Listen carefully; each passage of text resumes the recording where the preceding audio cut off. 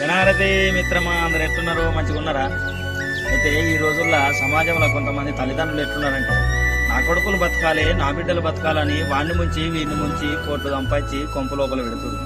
అని వాడిని ముంచి వీడిని ముంచి సంపాదించిన సొమ్ము ఆనవల వస్తుంది, అరదోల పోతుంది, తాగినా పోతుంది, కాడినా పోతుంది, మొన్నటోళ్ళే కరువు నచ్చినా కథం అయిపోతుంది.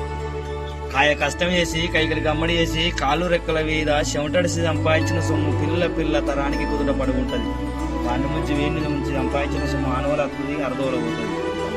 అందుకే అన్నారు పెద్దలు, దానం అనేది చెడని పదార్థం, ధర్మం అనేది చెడని పదార్థం. దాన ధర్మం అనేది 7 లోకాలకు వెలుగు అంటారు.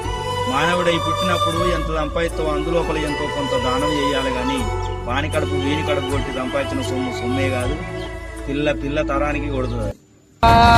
ఓ మనిషి బొందల గడ్డరని ఆస్తి, ఓ మనిషి తొందర పడితే కాదు మరి.